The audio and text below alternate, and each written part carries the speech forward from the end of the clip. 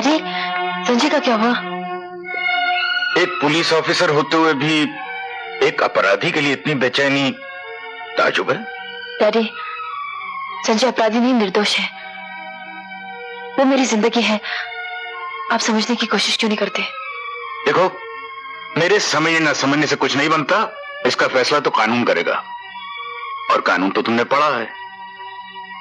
मगर मेरे दिल ने कानून नहीं पढ़ा है। दिल और कानून, कानून और दिल एक अजीब गोरखधंधा है, नहीं? दिल कानून को नहीं मानता और कानून दिल को नहीं मानता। तो फिर आप मेरे सब्र का इम्तिहान क्यों ले रहे हैं? बेटे, मैं नहीं, तुम्हारी मोहब्बत तुम्हारा इम्तिहान ले रही है, क्योंकि जिंदगी के सफर में तुमने पहला कदम रखा है और मैं तजुर्बे की आखिरी मंजिल पर खड़ा हूं। तुम तो सिर्फ कह रही हो कि संजय निर्दोष है, लेकिन मैंने तो उसे रिहा भी कर दिया है। ओ डैडी!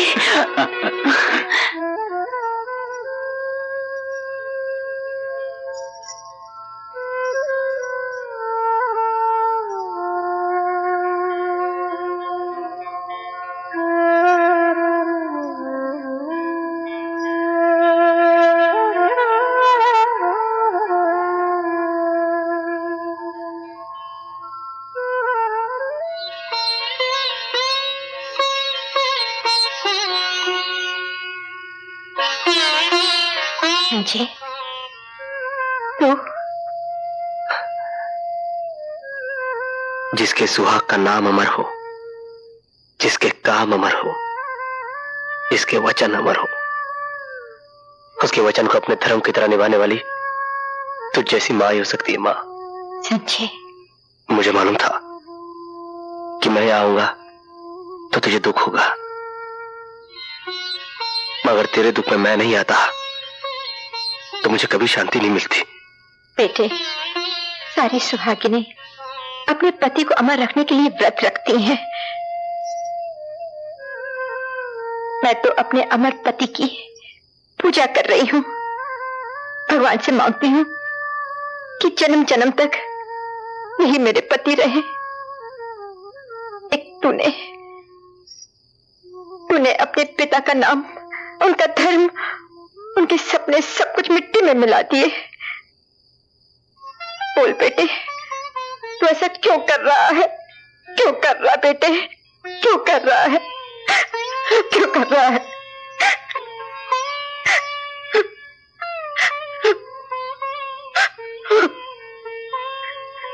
इस क्यों का जवाब ही तो मुझे इस रास्ते पर ले आया। मां, यकीन मानो, जब सच्चाई तुम्हारे सामने आएगी तब तुम्हें पता चलेगा कि हम बाप बेटे अलग अलग रास्ते पर चले, मगर हमारी मंजिल एक ही थी, एक ही है और एक ही रहेगी। सिर्फ सोचने का नजरिया अलग था, मगर हमारा मकसद एक ही था, एक ही है और एक ही रहेगा। मुझे आशीर्वाद दो मां कि मैं अपने मकसद में कामयाब हूं। आशीर्वाद दो मां।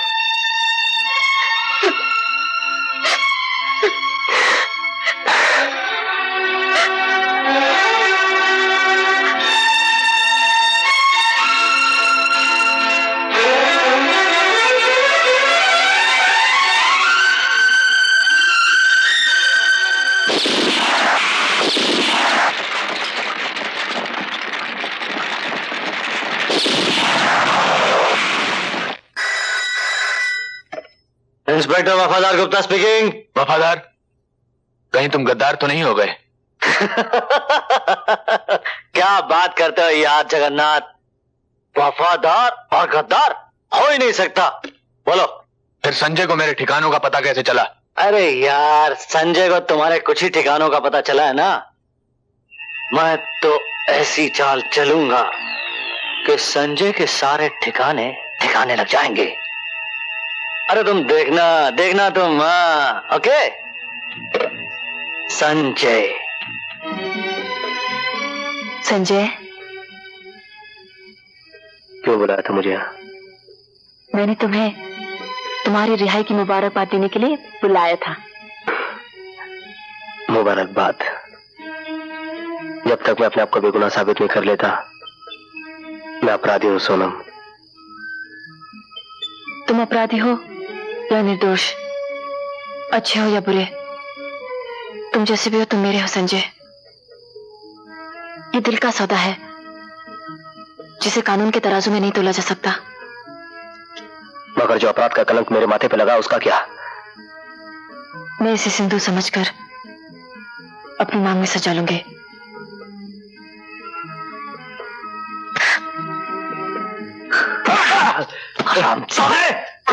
साले ड्रग्स बेचता है, कर्द बेचता है तू। साले मत मारो, मुझे मत मारो, मैं आप जो कहे करूंगा, मैं आपके काम आऊंगा। मेरे काम आएगा, मेरे काम आएगा। Inspector Sonam, commissioner of police दुर्जन सिंह पुलिस की ड्यूटी के अलावा और भी बहुत सारे काम करते हैं, आप तो जानती होंगी। क्या बकवास कर रहे हो तुम? I understand. जब पुलिस कमिश्नर ही अंडरवर्ल्ड के लोगों के साथ मिलकर गैर कानूनी काम करे और अपने ही घर में गैर कानूनी सामान रखे तो एक ऑफिसर को तो यह बात बकवास ही लगती होगी। I understand. अगर ये इंफॉर्मेशन गलत निकली तो अपने रिवॉल्वर की पहली गोली आप मेरे सीने में उतार दीजिएगा, लेकिन अपनी वर्दी के फर्ज को तुम्हें आज ही निभाना inspector Sonam. All the best. Bye.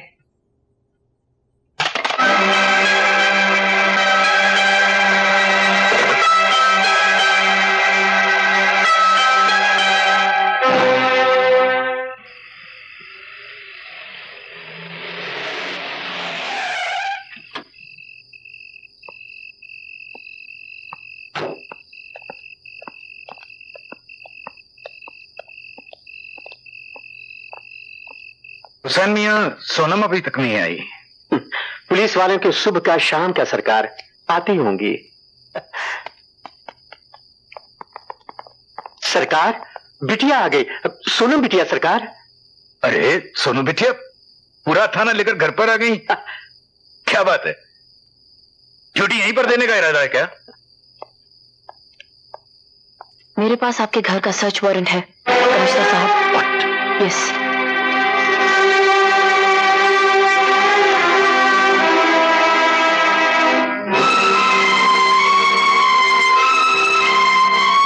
Carry on. Thank you. तुम इधर जाओ, तुम ऊपर जाओ, चलो जल्दी करो। पागल हो गई है, दीवानी हो गई है। ऐसी बातें न देखी गई न सुनी गई। बेटी बाप के घर की तलाशी लगी। हुसैन मियां, इम्तिहान का सबक देना बड़ा आसान होता है, लेकिन हकीकत में इम्तिहान देना बड़ा मुश्किल होता है। शायद मुश्किल इम्तिहानों से गुजरना ही मेरी जिंदगी है। इंस्पेक्टर, चौक से तलाशी लो, घर का कोना कोना तुम्हारा देखा हुआ है। सर,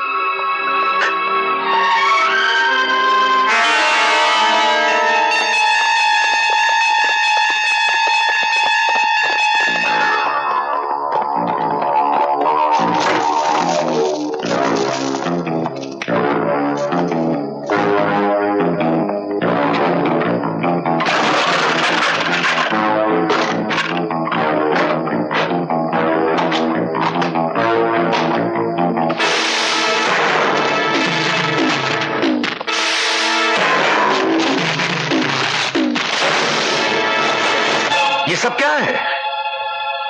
ये वो सबूत हैं जो आपके घर से बरामद हुए हैं। ये किसी की साजिश लगती है। ये साजिश है या सच्चाई, इसका फैसला करना अदालत का धर्म है और अदालत तक पहुंचाना मेरा कर्म। और वैसे भी इन सबूतों के मिल जाने के बाद सफाई की कोई गुंजाइश बाकी नहीं रह जाती। और मैं सफाई देना भी नहीं चाहता। आखिर तूने अपना रंग दिखला ही दिया ना। अपना खून होता तो ऐसा कभी नहीं करती, लेकिन तू तो पराया खून है ना। हुसैन मियां, आज अगर खामोश नहीं कहोगे तो मैं इस तरह खामोश हो जाऊंगा कि तुम लाख जगाओगे, मैं नहीं जागूंगा। कमिश्नर साहब, मैं इस घर में नौकर बनकर रहा, लेकिन इसे लाड दिया, प्यार दिया, अपनाया। इसकी हिफाजत और सलामती के लिए दुआएं मांगते मांगते मेरी जुबान थक गई। ला वापस ला मेरी दुआओं का कर्ज जो तेरा फर्ज बनकर मेरी मोहब्बत को लूट रहा है। मैं मजबूर हूं हुसैन चाचा। इंस्पेक्टर, एक बात याद रखना, इन हाथों ने हमेशा मुजरिमों को हथकड़ियां पहनाई हैं। ये हाथ कट सकते हैं लेकिन मुजरिमों को पनाह कभी नहीं दे सकते। फिर भी तुम्हें मेरी बात पर यकीन नहीं तो हम हाजिर हैं, हमें गिरफ्तार कर सकती हो।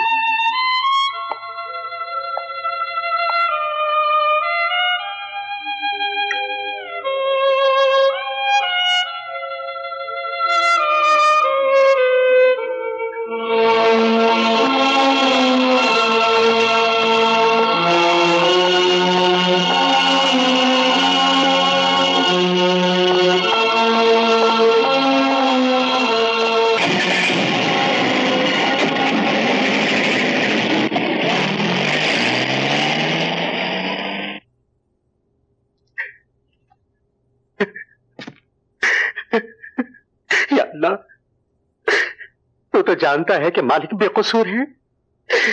अपने हबीब के सदक़े सच और इंसाफ की लाज रखना और मेरे मालिक को इज्जत आबरू के साथ घर वापस लाना। अल्लाह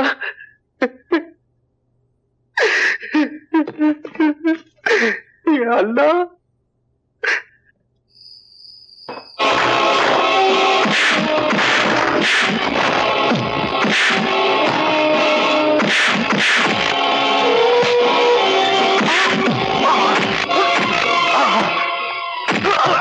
बोल, कमिश्नर साहब के कमरे में गर्द और रुपया किसने रखा था? बोल।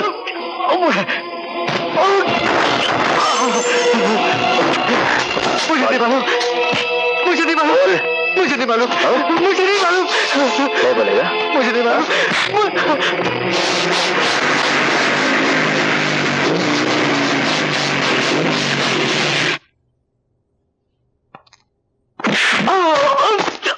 सोनम, यही वो जलील जिसने अपने आप को बेचकर कमिश्नर साहब के कमरे में गर्द और रुपए छुपाए थे। साहब वो क्या है? हरामजादे, तूने हमारे ईमानदार कमिश्नर साहब को फंसा। वो शख्स जिसने जिंदगी में हराम का एक पैसा नहीं देखा, उसको सलाखों का कमरा दिखाया। मैं तुझे मिस्टर गुप्ता। सोनम जी, इस आदमी ने हमारी इस पवित्र वर्दी पर कीचड़ उछाला है। इससे पूरी तहकीकात मैं करूंगा, इससे हकीकत मैं निकलवाऊंगा। देवता जैसे कमिश्नर साहब पर इल्जाम लगाता है, कुत्ते। सोनम, ये था मेरा पहला तोहफा। संजय,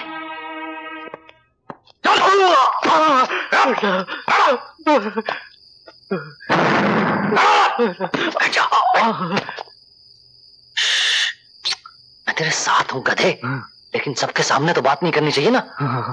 उल्लू का